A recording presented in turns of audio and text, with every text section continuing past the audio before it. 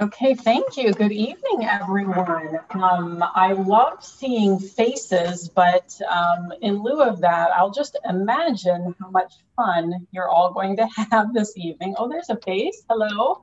Um, so I'm just going to kind of picture how much fun you guys are having as we're going through the presentation tonight. And towards the end, I'm certainly going to get you up and moving a little bit. At least I hope you'll be able to join me. So I'm Deanna Schuler. I am the director of our Community Health and Wellness Department here at Memorial Health System. And I have been with the organization for about 17 and a half years now. And for a good bit of that time, I think around 7.5 years, I have been dedicated solely to our wellness center and all things fitness, health, and wellness. So that's why you get to hear from me. My background is actually athletic training. So I've had my hand in the sports medicine realm, rehabilitation, our outpatient therapy world, as well as our sports medicine department. So I do have a background in those things. And then just over time, transitioned more to the exercise, fitness, and wellness world. So again, that's why you get to hear from me tonight. I do love interaction. I definitely appreciate questions and comments. So as we go along, if you need to ask something, feel free to do so. All right, are we ready to go? I'm going to take that as a yes, since you're all muted. Here we go. So we were made to move. Human beings were actually designed to move.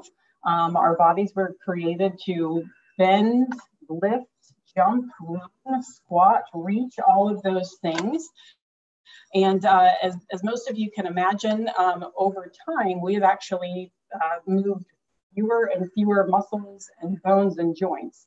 So we're going to talk a little bit about that today. Excuse me, and I'm going to try to keep track on my slides. I'm using a setup that I'm not 100% used to, but so physical fitness comes in many different forms, and it means something different for a lot of different people. So, you know, certainly some people want to be physically fit because it helps them feel better.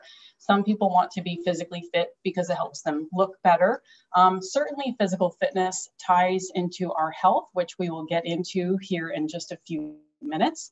But really, we want to be physically fit so that we can carry out our everyday activities with liveliness, with clarity, without feeling overly fatigued. We really want to be able to have enough energy to enjoy some of the fun things, not just have enough energy to get through the mundane tasks that we have to do every day, but we really want to have the energy to do the fun things in life. We also want to be able to respond to emergencies. Something that probably most of us don't think about on a day-to-day basis, unless you all of a sudden have to deal with it. And that emergency might be leaving a home or a building because of a fire. It might be getting out of a car after an accident, even a small fender bender, things like that. You want to be able to move your own body to a place of safety if needed. You might even have to be able to respond and help someone else in an emergency. And it's helpful if you are physically fit enough to be able to do that.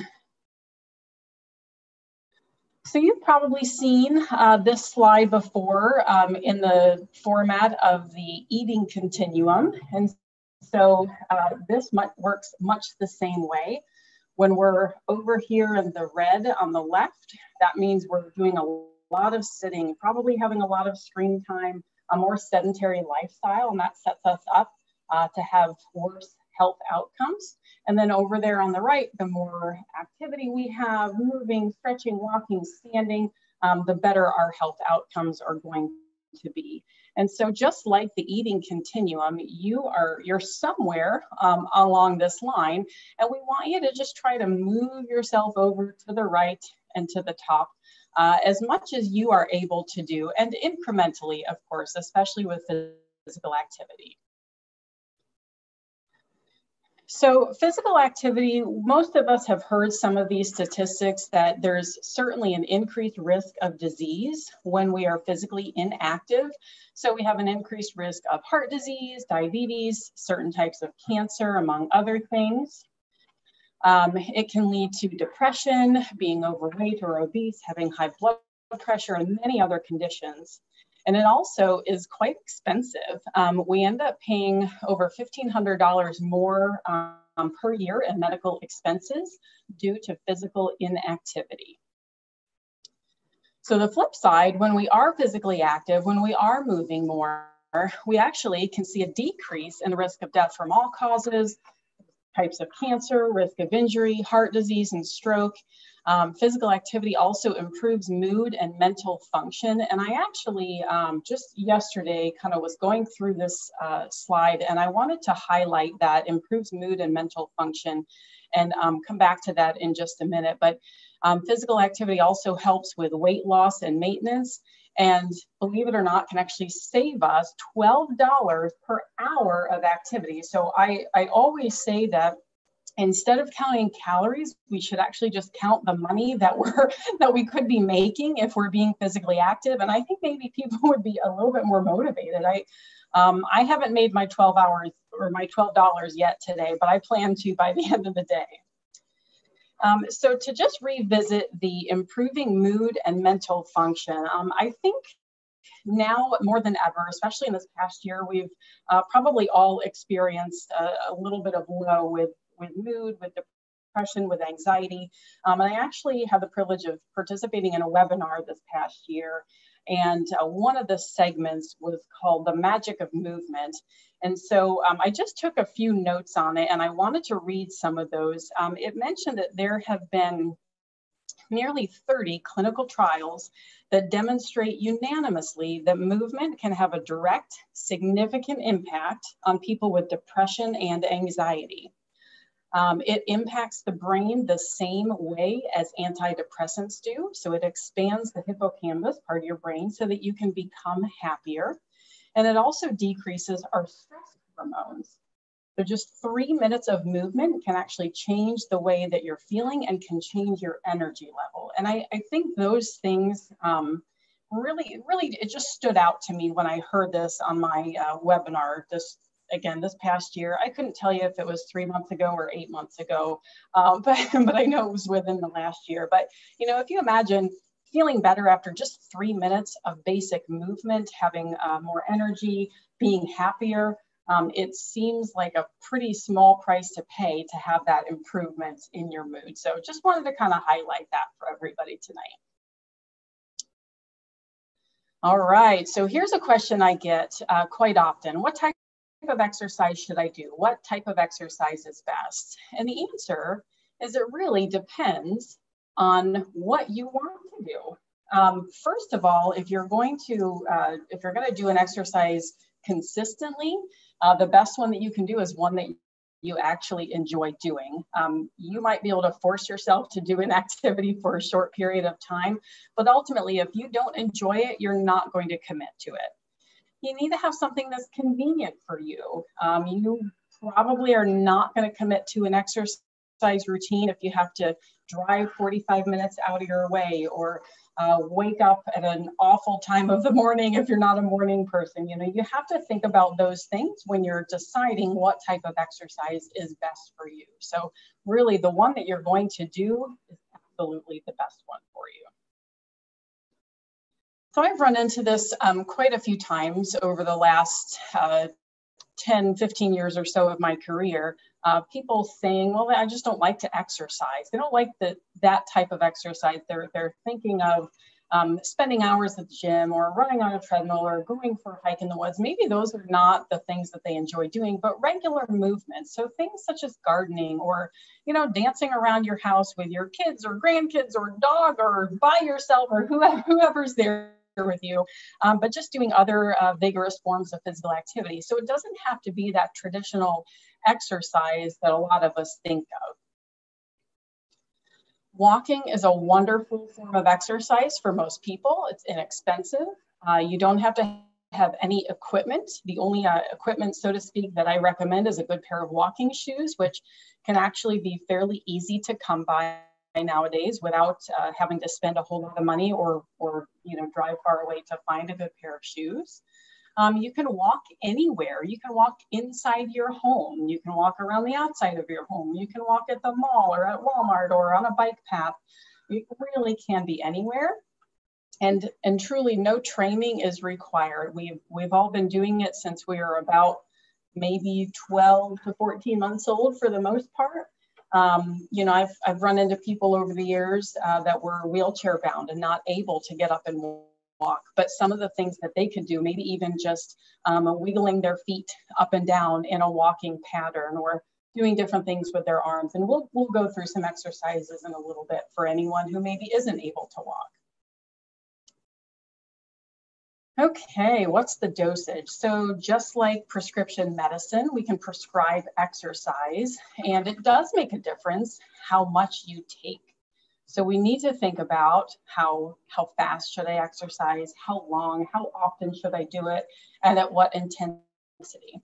So numerous organizations, the American Heart Association, the American College of Sports Medicine, the American College of Lifestyle Medicine, they all have kind of set out on this 150 minutes of moderate intensity exercise per week. So that amounts to about 30 minutes a day, 5 days a week.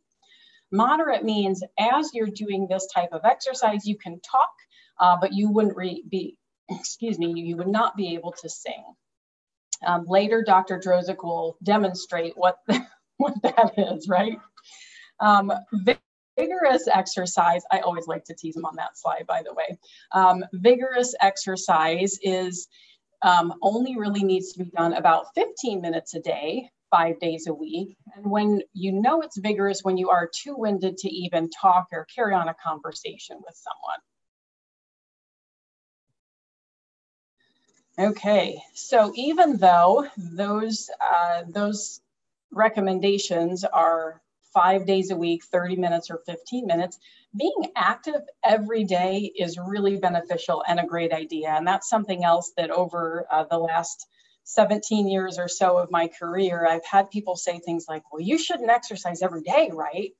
And the answer is absolutely, you should move every day. You don't have to do the same type of exercise every day. You don't have to go to the gym or run or bike every day, but you really do need to move your body every day. As I mentioned earlier, we were actually made to move.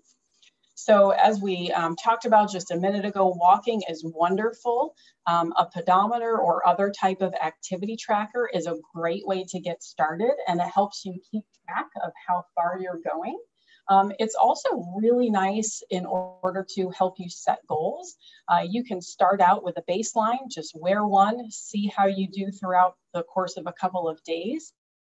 And then you can set a goal from there to increase incrementally, let's say 200 steps a day or 500 steps a day, just depending on where you are in your physical activity journey. So we certainly want to get at least 6,000 steps a day, but 10,000 steps is still kind of that gold standard, that recommended amount. And if you can do even more, wonderful. So first thing in the morning, many of us like to exercise first thing in the morning. Many of us like to sleep in. You guys are probably all over the place, but there's not really necessarily one perfect time to exercise.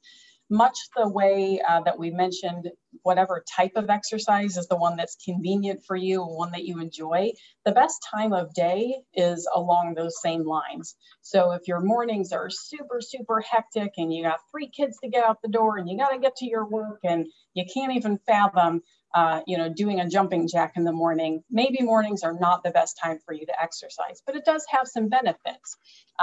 Doing your exercise routine first thing in the morning before eating can actually help aid in weight loss and helps burn fat better. So thinking about that and thinking about your goals. If your goal is to lose weight and burn fat, then that might be the time of day that you want to exercise. Exercising after meals can help reduce a spike in blood sugar, control diabetes better, and also help control weight. And again, think about your schedule, your life, what works for you. Maybe it's a 20 or 30 minute walk around your neighborhood after dinner. Whatever seems to fit best in your life is the best time of exercise, the best time to exercise for you. But keep in mind that exercise alone is not the best way to lose weight. It's not a good primary strategy for weight loss. You have to incorporate a change in nutrition. This actually came up in a conversation I was having earlier today. You can't really exercise just so you can eat junk food. That's not really how it's supposed to work. So kind of take a look at some of these numbers. You'd have to walk an hour and 24 minutes just to burn off a Snickers bar, or a full hour to burn off a Krispy Kreme donut, 45 minutes just to burn off the calories in a regular Coke. Most of us don't have that time in our day to commit. So, you know, when we're thinking about changing our lifestyle, adding physical activity, again, when we're thinking about weight loss as a goal, simply exercising is not going to do it alone. And you can see here the average American actually consumes over 500 calories a day in excess. So that would be 2.5 hours of exercise a day. Most of us, probably none of us, actually have that time. So be thinking about, if you consumed any of these types of things today, maybe how much activity you should have done. But again, I really like that $12 an hour equation that we talked about earlier. So as I mentioned, your calorie intake needs to be restricted in order to lose weight, and accompanied by exercise.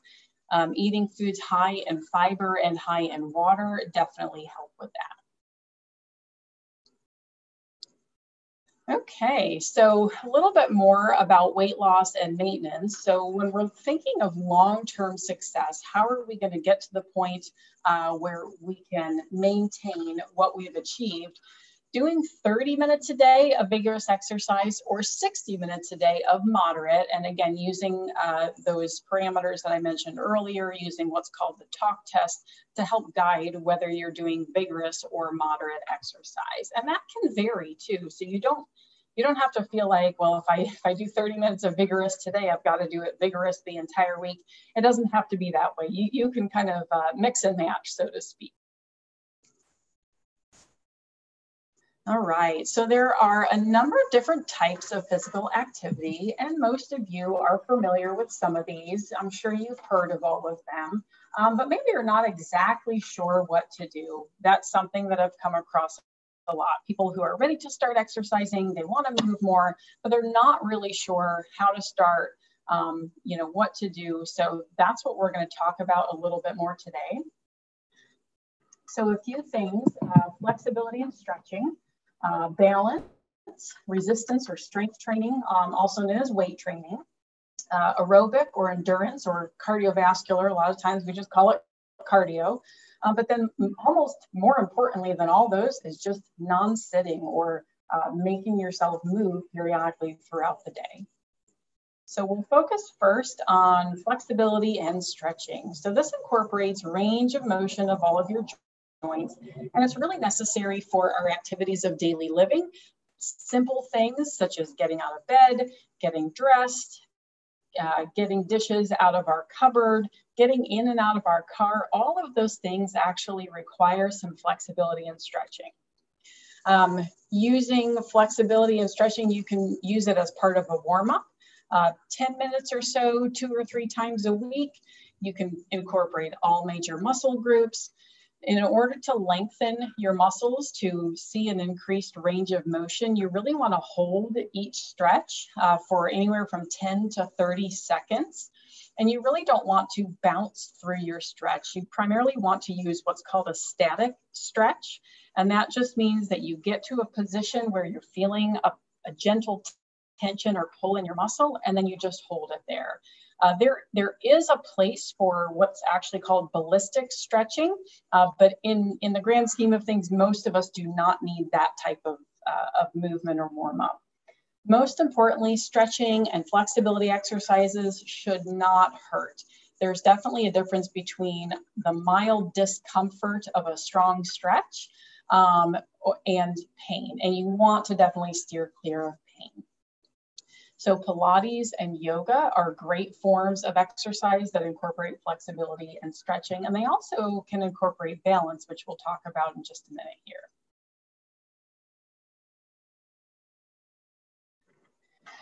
Balance exercises, I think I have started to pay a lot more attention to these with the members and the patients and so on that I work with. I see an aging population in the wellness center here at the hospital. And so we talk a lot about balance exercises and why it's important to have good balance. And that really doesn't necessarily just mean being able to stand on one foot. That's one way you can improve your balance, but that's not all there is to it. You know, balancing might be even just going up and down the stairs because you're lifting one foot up off of the ground. It might be trying to move out of the way quickly if someone walks by you and is going to bump into you in a store or something. Having balance and the ability to react and respond, those are really important. And it kind of goes back to what I said earlier with regard to being able to respond to emergencies. So we have a falls prevention class that we teach. And of course, a big portion of that is balance. But one of the things that they cover in the class is actually how to get up off of the ground if you do happen to fall. So, you know, balance is important. It's important to try to prevent yourself from falling. And that's where different balancing exercises can come in handy.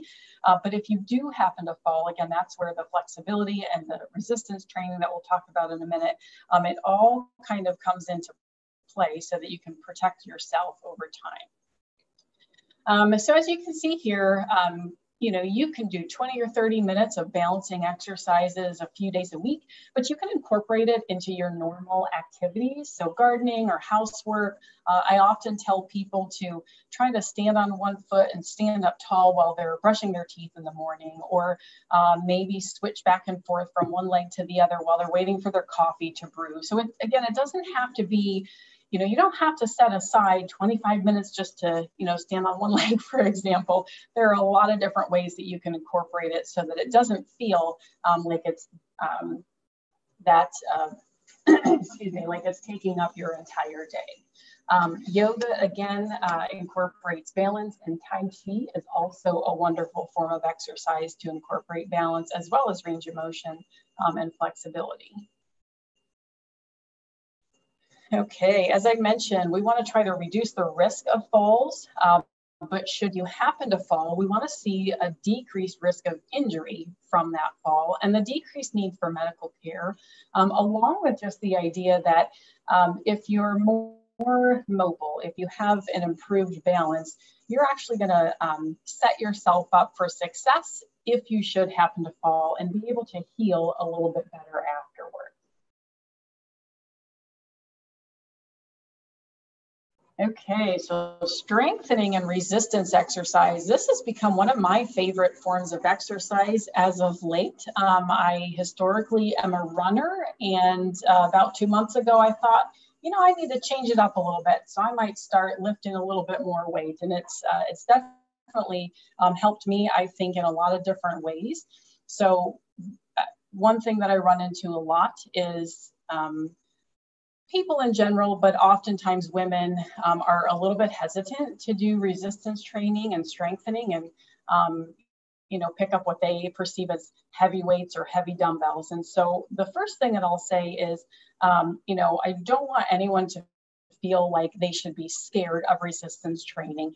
I think we've all probably seen pictures or videos or have this image of the really, really big, bulky guys in the gym throwing really, really heavy weights around, and it's loud and intimidating, and nobody really wants that, but that's not really what all resistance training and exercise is. And we're going to go through some resistance exercises here shortly so you can see what I mean. But I also want people to understand the benefits of strengthening and resistance training. And I think I'm getting ahead of myself because I'm not even staying on the slide. But we'll talk through some of this in a minute. So I'll just skip ahead and then go back. That's the benefit of being in control of the slideshow. I can skip around if I want. So strength training has so many benefits. As we mentioned earlier, just movement in general helps us become happier, reduce our stress, provides more energy, but also it decreases your risk of injury. So again, going back to, let's say, the aging population, if someone should happen to fall, you're going to decrease your risk of injury from that fall. Strength training can actually improve pain. The best example that I can give for this, people that come to us at the wellness center and say, you know, well, my knees hurt all the time. What can I do to reduce the pain in my knees? Well, the first thing that we like to do is to try to strengthen their quadricep and their hip muscles, because those are the muscles that support their knee joints. So let's say, for example, someone has pain going up and down stairs. If we can get the quadricep muscles, the thigh muscles, and the hip muscles stronger, they're going to be the ones doing the work.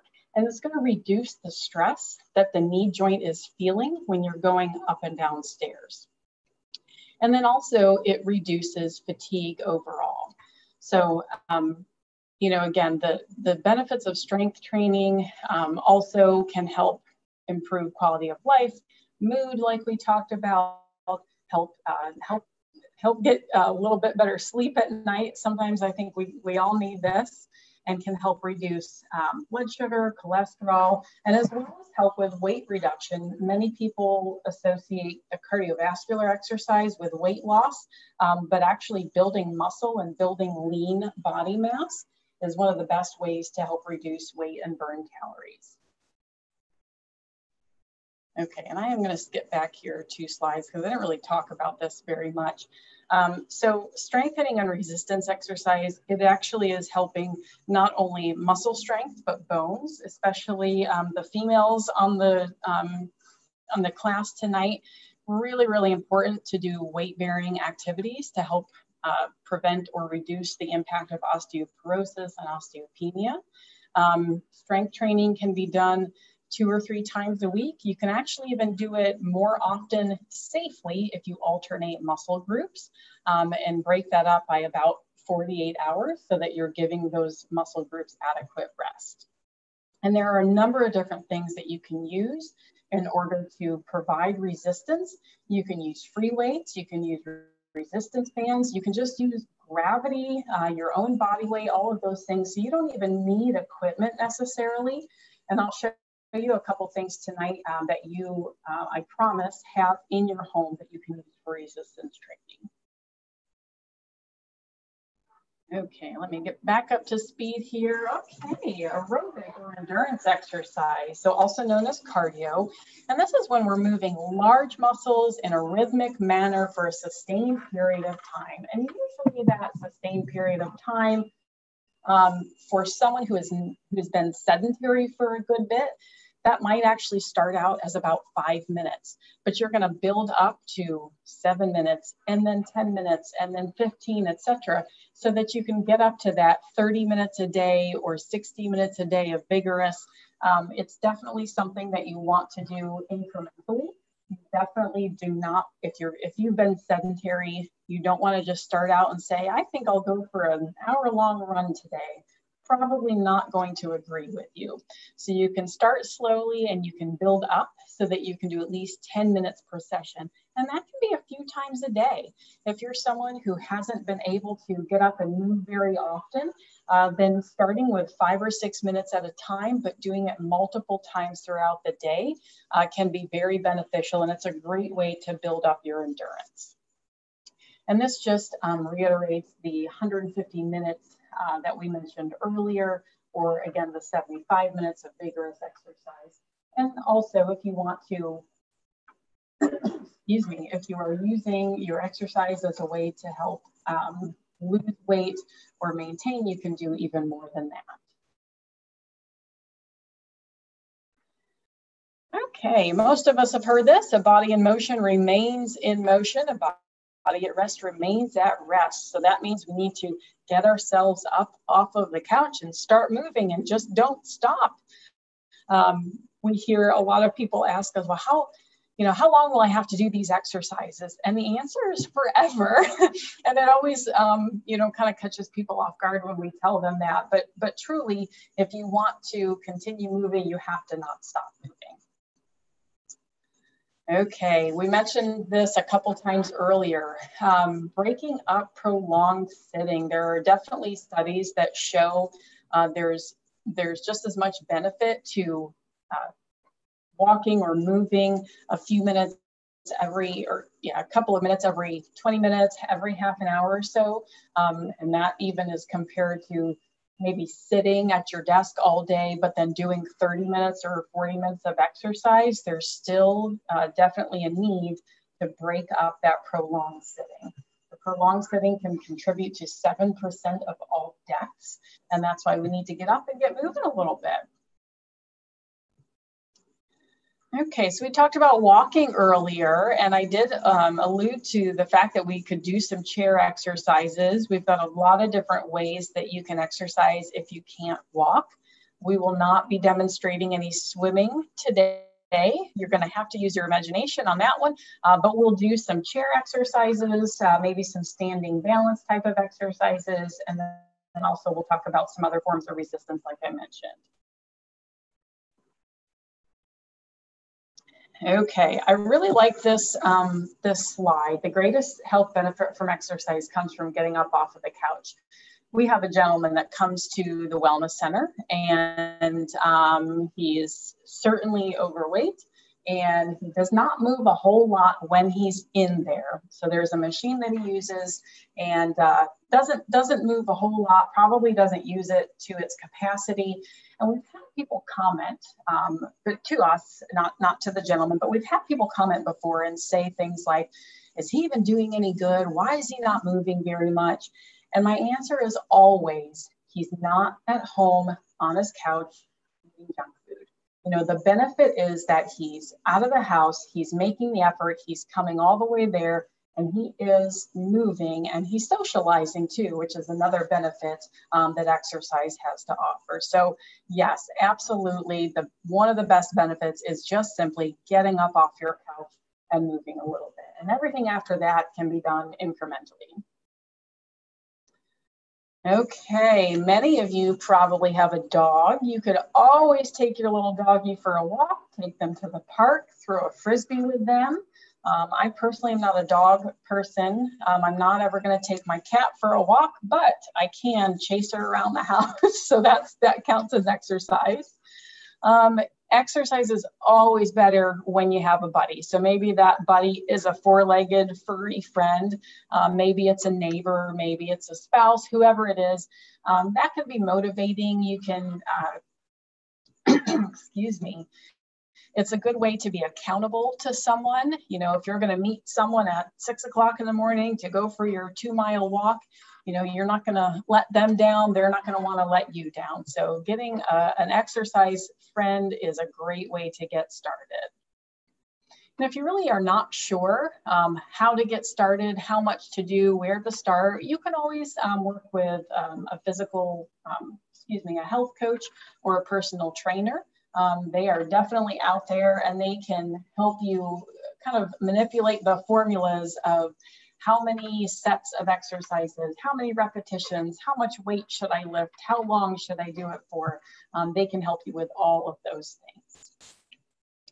All right, so I'm going to pause there, and I'm not seeing any chats because I'm just not as familiar with our Zoom as I am with some other platforms. So I'm going to stop sharing my screen, and then we'll switch over and I'll turn my video on and we're going to do some exercise. Does that sound okay, Dr. Druzek? Are we doing all right on time? We're doing great, and there's nothing in the chat right now. Okay. So we're good. Okay, I'm going to stop sharing. Did I stop? Yes. Okay. Thank you everyone on the call for being patient with my technology. Some of you I'm sure are hospital employees, so I'm used to Teams, and Zoom is just not, I haven't used it enough as a presenter. Okay, so I'm going to switch gears.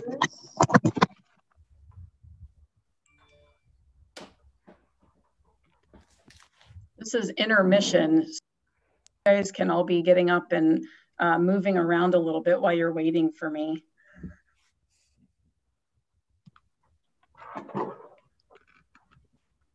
Oh, good. Now I can see more of who's on the call. All right. Okay. Hi, everybody. Okay. Can you guys see me okay? Yes. Okay. Perfect. So I'm using my laptop for the camera now. So we're going to do trying to adjust for the light. The daylight is wonderful, but the sun just glares into my window, and so that's a little bit awkward. Okay, so the first thing that I want everybody to do, if you're not already doing it, and if you're able to, is to stand up. And the next thing I want you to do is simply stretch your arms all the way up overhead, as high as you possibly can. So you might only be able to reach to here, and that's okay. You might only be able to reach one arm up, and that's okay too. You're gonna just do what you're able to do, reach as high as you can, and then you're gonna put your hands down. Okay, next thing that we're gonna do, and we're gonna kind of jump around a little bit so that we can get a little bit of every type of exercise in here. We probably won't get to cardio today, but that's okay. All right, so the next thing I'm gonna have you do is just do some shoulder rolls. So we're gonna lift your shoulders up and then push them back and down. You're gonna bring them forward and up and then back and down. So this is, again, some flexibility, some range of motion.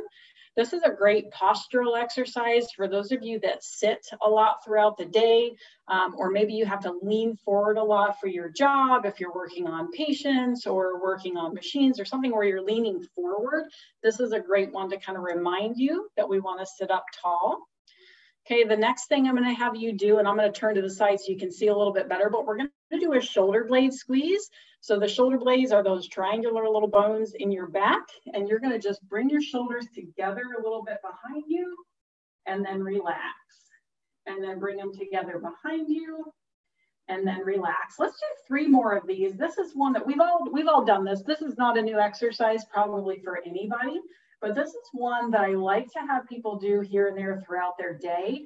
It's a very easy one to think about, to remember, and it just plain feels good to do that.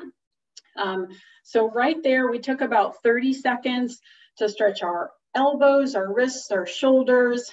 We stretched our shoulders around in circles, and we got our postural muscles working a little bit just in about 30 seconds, okay? So the next thing that we're going to do, just a couple of neck stretches. The neck is definitely an area that we put a lot of stress and strain on it. So, and if at any point you need to sit back down, of course, you are welcome to. I'm going to stay standing for the time being. So whether you're sitting or standing, I want you to think about keeping your shoulders relaxed, but still maintaining a nice, upright, tall posture. So in other words, none of this. So we get this a lot throughout our day if we're on the computer, or, you know, again, maybe you work with patients, so you've got patients in front of you, or whatever it is that you're doing. So sitting or standing up nice and tall, you're going to drop one ear down to one shoulder, leaving your shoulders level. So you're just going to feel a gentle stretch over on the opposite side of your neck. And as I mentioned earlier, you should not feel pain when you're stretching. You don't want to feel sharp stabbing, burning, tingling, numbness, none of that. It should feel like a mild to moderate pulling or tension along that side from your ear to the tip of your shoulder.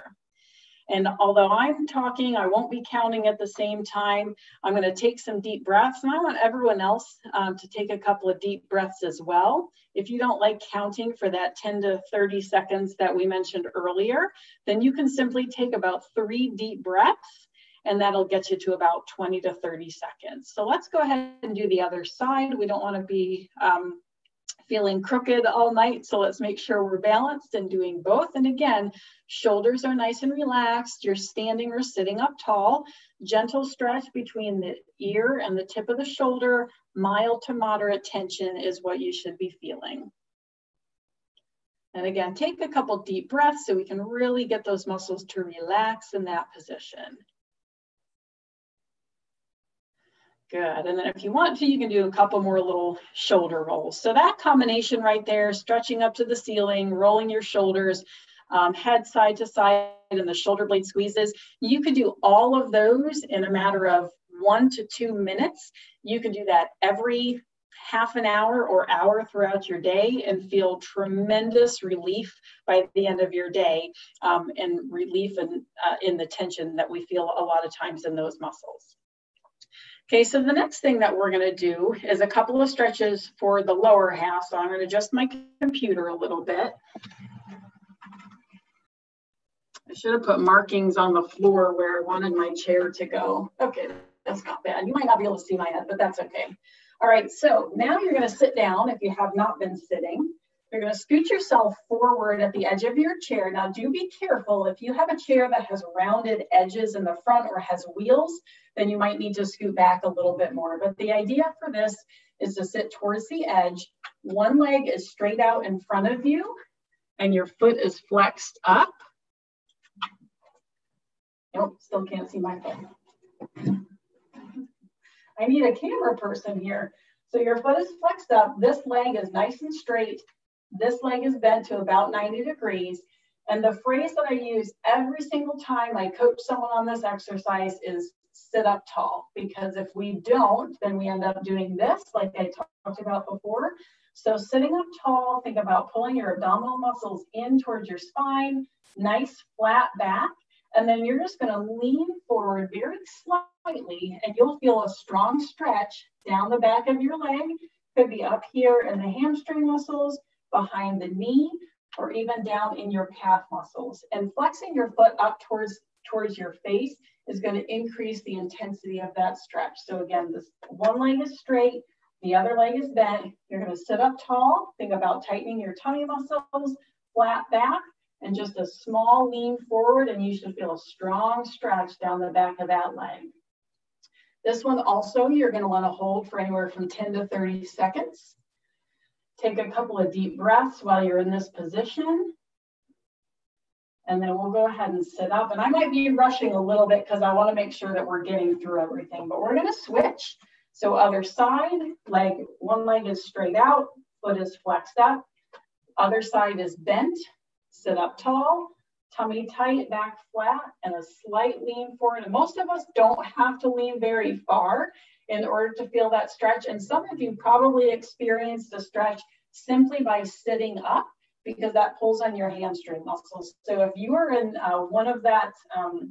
if you're one of those where you sat up and you already felt a stretch, that's okay. Just work towards a tiny little movement periodically, so that way you can get a little bit more flexibility there. But our hamstrings tend to get tight and kind of underused if we are sitting throughout the day. So depending on what you do, you may want to do this a little bit more often. This is one that you can do easily if you have a desk job. You can just push your chair back and do this a couple times on each leg. Okay, so the next thing that we're going to do while we're seated is actually a little bit of resistance training. And if you combine it with other types of exercises, it can elevate your heart rate to get a little bit of cardiovascular activity. So still sitting in this position, sitting up, excuse me, nice and tall, thinking about bringing your belly button in towards your spine. You're just going to do what we call a seated march, and you're going to alternate lifting up one leg and then the other. I think my plant behind me makes it a little dark, so I don't know how well you can see. But so lift one leg, then the other, lift one leg, then the other, just alternating back and forth. And this is not something that you necessarily have to count. This is something that you can do maybe while you're watching TV, maybe you're on the phone on hold with an insurance company and you need to occupy yourself. You can do some seated marches this way. If you want to make it a little bit more challenging, you can increase the speed. You can even do like a seated run. So this is where you can get some of that cardiovascular activity in. Okay. Another little modification that you can do is lift, extend one leg, and then back down, and then alternate. Lift, extend one leg, bring it back, and then down. And some of you, if you've been doing this continuously, as I've been talking, you might already be feeling a little bit of burning sensation in your quadricep muscles, in your hip flexor muscles. And that's perfect. And it goes to show you that it doesn't take a whole lot of movement for your muscles to kind of get geared up. So let's just do a couple more of these. You can add some upper body motion to that too. Yes, and actually, since you said that, I'm going to get out my props now. So we're going to do a little bit of upper body strengthening. So I mentioned that you can use resistance bands for exercise, but not everybody has resistance bands. They're actually very easy to come by. You can find them at Walmart and sporting goods stores, online. The ones that we have here, this is a very light resistance. You can do a lot of things with this, but because I don't know what you all have at home, I'm going to assume that you do not have a rubber band, but that you do have some canned goods. So I brought some dinner with me. I have chickpeas and diced tomatoes. So most of you probably have. I think these are lifestyle medicine approved. They're plant-based. I didn't bring any yucky canned foods with me. Low sodium. What's that? Low sodium. Let's see. Just kidding. Just kidding. Well, I was trying to look at that earlier, actually. No, I'll have to rinse them. These are not low sodium. All right. So the point is, though, you probably all have some canned goods at home. These are about 1 pound. So one thing that you can do is very simply, starting with them at your side, palms facing up, you're just going to lift up towards your shoulders and lower back down. Lift up towards your shoulders and lower back down. And just like we can vary the pace of our seated march, you can vary the pace of this exercise. There are benefits to going slower, but there are benefits to going faster. You can alternate if you want. And then you can also do combination exercises, kind of like what Dr. Dosage mentioned. We can combine lower body and upper body. So one of the ones that I like to do is a bicep curl with an overhead press. And my arms are really long and they don't fit in the camera very well. But so you can lift them up towards your shoulders and then press up towards the ceiling and then come back down and do it again. So curl up towards your shoulders, press up towards the ceiling and then back down. And the other one that you can do is just a sit to stand, which can simulate a squat motion. And that's a motion that we have to go through a lot throughout the day, whether it's getting up and down from your couch at home, from your chair at work, getting in and out of your car, being able to go from a seated position to a stand, especially without using your hands, is really important. So we can add these and incorporate upper body as well. I'm going to try to adjust my camera a tiny bit for this. Otherwise, I'll get lost completely. Okay, so we're going to start from a sitting position. And you can actually have these positioned so your palms are facing out. And you're just going to stand up, lift up towards the ceiling, and then back down. Stand up, lift up towards the ceiling, and then back down. So let's keep going as I'm talking through this. And I hope you are all doing this with me. I can picture you. Those of you that I know, I'm visualizing you doing this along with me. So keep going. And a couple of things to think about. As you're sitting down, you don't have to, you keep going. I'm going to stop for a second. You don't have to sit completely.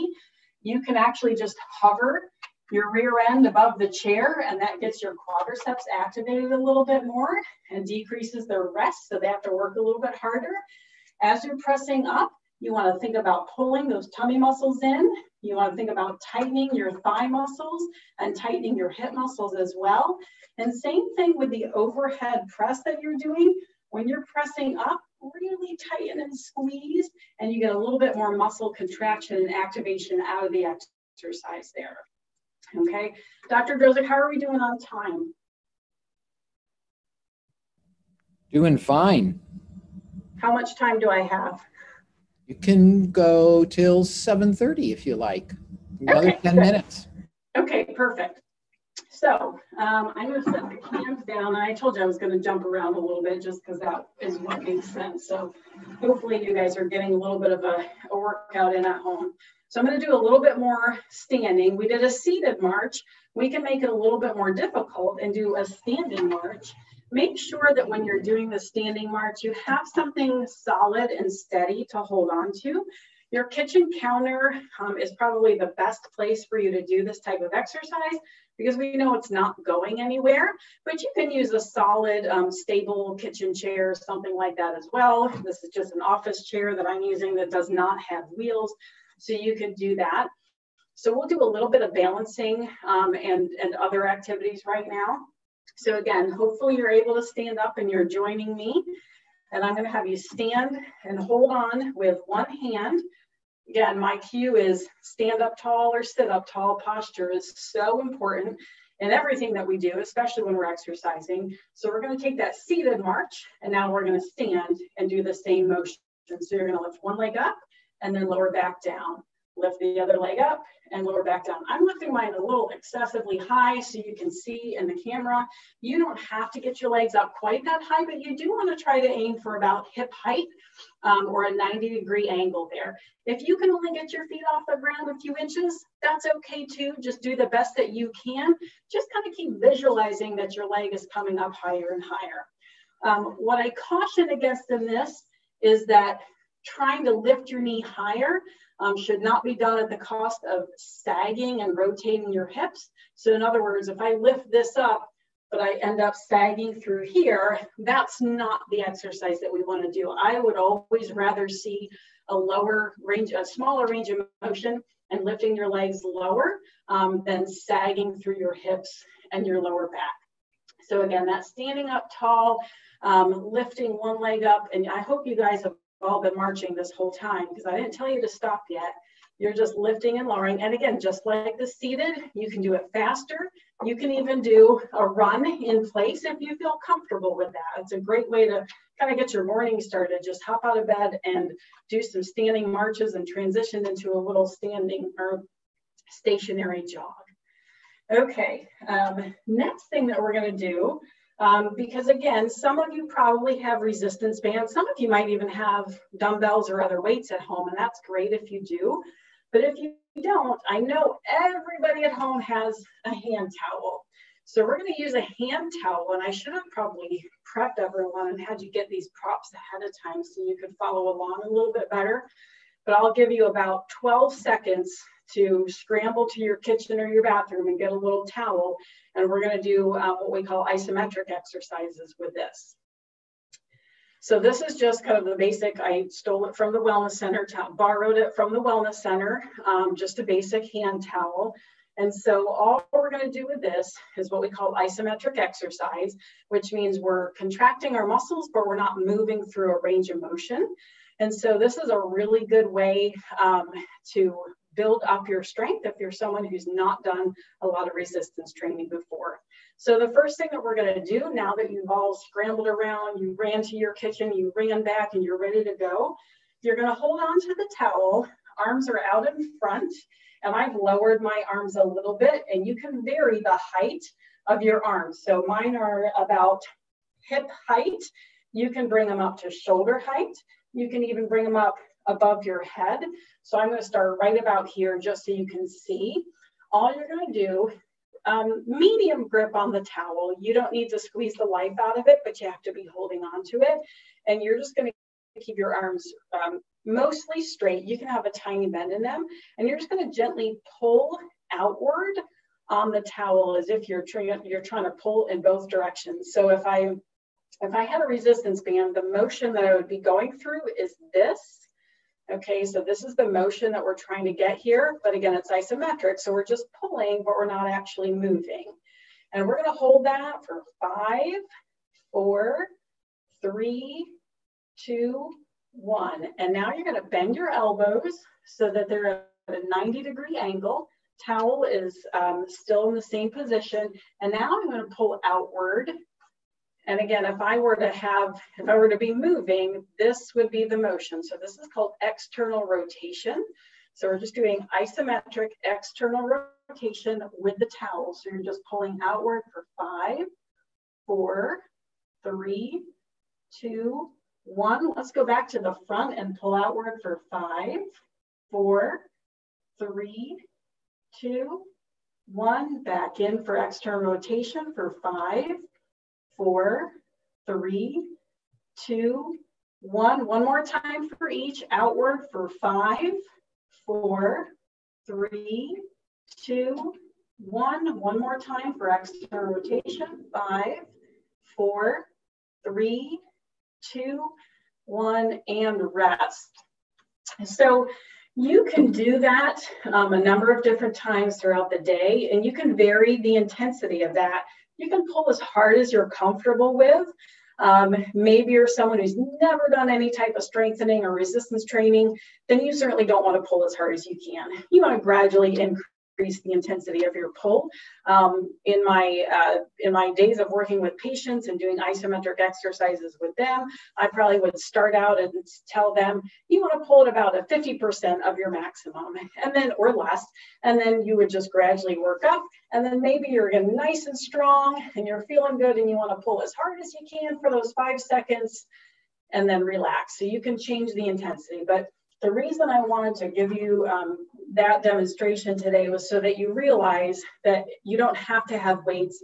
You know, again, going back to the idea of the gym and, you know, weights being thrown around, that's great. There's nothing wrong with that. But there's also nothing wrong with chickpeas and a hand towel to get your exercises accomplished, okay? So I think so far we've covered a little bit of range of motion and flexibility. We did definitely some strength training or resistance training. Did we talk about balance? We talked about balance. Let's do one little balance exercise. Like I said earlier, I like to encourage people to just do things like hold on to your bathroom counter, stand on one leg. I realize you can't see my legs right now, but I promise I'm standing on one leg while you're brushing your teeth in the morning. Okay, and then switch and do the other side. Or again, like I said earlier, waiting for your coffee to brew. The standing marches do incorporate balance because you're taking one foot off the ground and standing on one foot at a time. So it does incorporate balance. The picture that was shown on the slide showed a picture of a woman holding onto a chair, one leg out to the side. So that makes it a little bit more challenging than just picking your leg up off the ground a few inches. And one of the ways that you can make that single leg stand a little bit more challenging is by taking this same hand towel that you just used to do your rotations and your shoulder exercises. You can fold it up and actually stand on it, and it just creates an uneven surface. So your muscles have to work a little bit harder to keep you balanced. And always definitely, like I said, holding on to kitchen counter or stable chair while you're doing those balance exercises so that you don't run the risk of falling. One other thing that you might do, depending on your level of fitness, have a chair near you that you can sit down if you need to, if you get fatigued or something like that.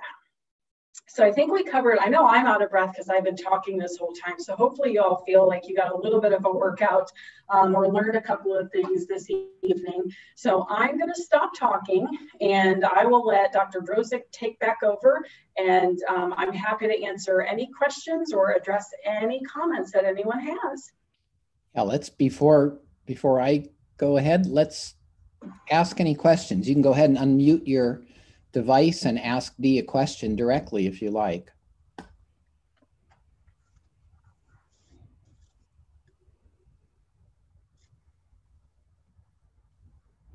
Okay, do you see the I'm gonna, let me look at the chat.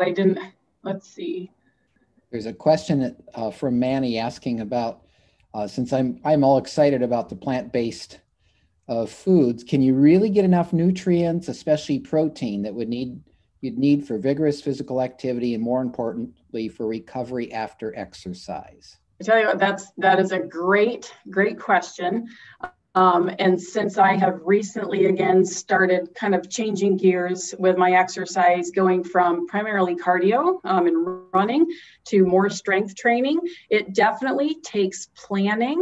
But as I'm sure Dr. Dosage has mentioned, although I don't know if you guys have covered what nutrients specifically you guys have covered yet, but there is a lot of protein to be found in plant-based foods.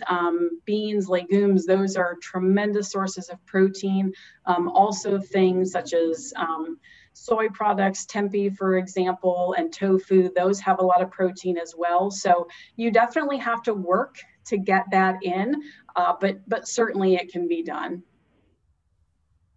And thank you, Anne Marie. I read your comment as well. Any other questions?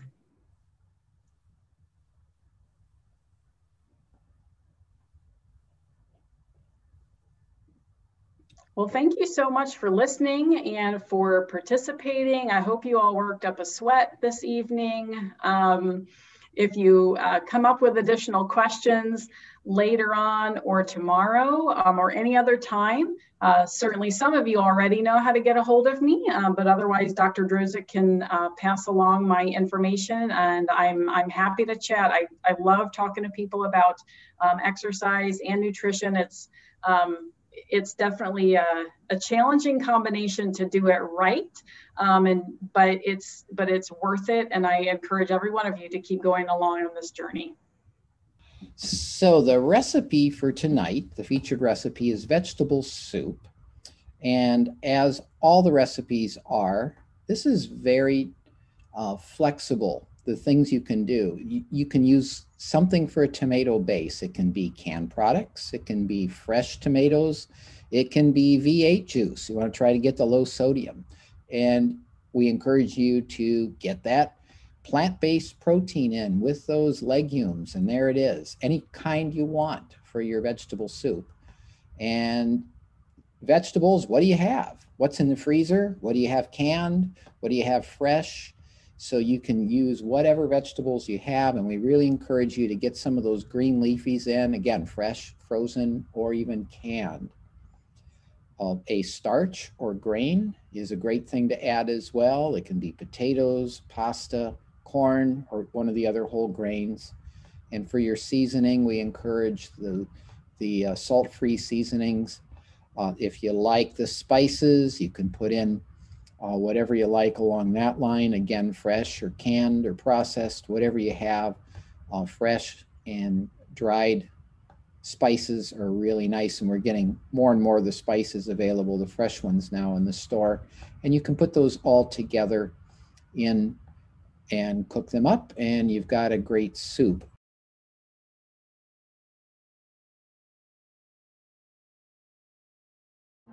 Hey everybody, I'm Chef Mike. I'm over here at the Change Plate in Belfair, Ohio.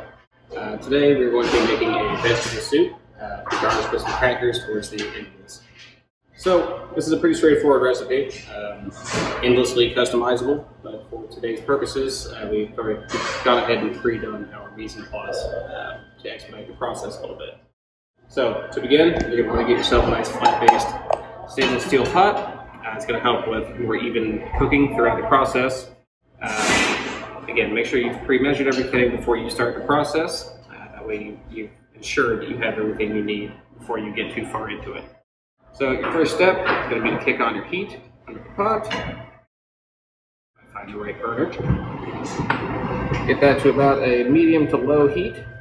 And go ahead and add in your tomato product. So what we have here is basically a canned diced tomato. These are going to be nice because you're going to get that tomato flavor coming through, but you're also going to end up with the texture of that tomato. So once we've got those in there, kind of move them around a little bit just to make sure they're cooking evenly. If you're doing this at home, you're going to want to take the can that those came in, refill it about halfway to 3/4 of the way with a little bit of extra water. That's going to start forming your broth. Today, I'm going to go ahead and set it aside. I'm going to go ahead and add that in there so we can use this as, again, the basis for our broth. Side. So at this point we have our tomato in, we have the water. Added bonus of using the can as the vessel to get the water in there is you're going to get that remaining tomato juice out. Just going to add in more flavor there. So from here, we're essentially just going to start adding our remaining ingredients. So for today, we have some spinach. Get that in there. We have some kidney beans. And we have a frozen bag blended vegetable. Here is corn, carrots, green beans. Just going to continue adding flavors to it. As I mentioned earlier, you can kind of take some leeway here. You can add whichever vegetables you prefer to use. The beauty of this is using predominantly canned and frozen product, the soup is going to cook much quicker than what alternatively. So we're going to essentially let this ride for a little bit until it comes up to a nice boil for us. You are going to want to start adding into your dry seasonings. So for today we have garlic powder and onion powder. I'm going to go ahead and get these mixed in here. I'm going to add just a little bit of flavoring in there.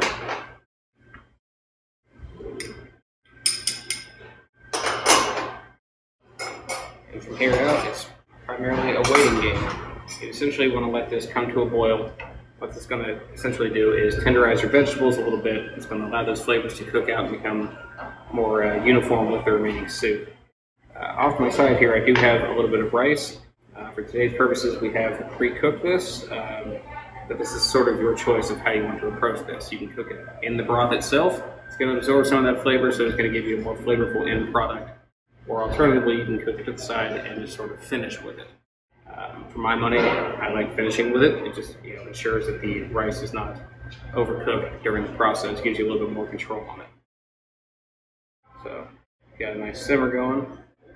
I'll go ahead and get this added in there.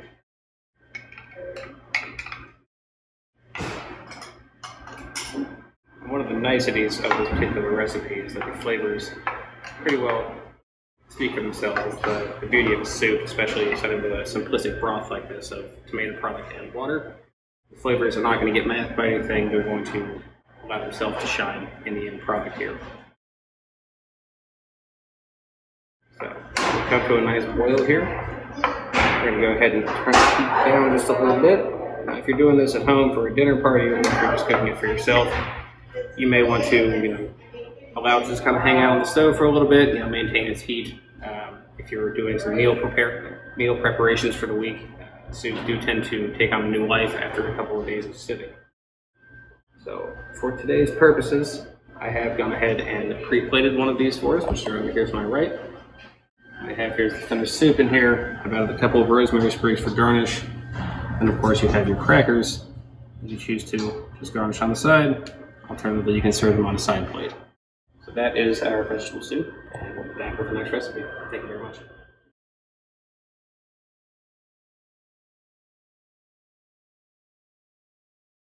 And then you can try something like some Wausau crackers, maybe some fresh ground peanut butter on that without the salt, and have that in the soup and enjoy that nice plant-based vegetable soup.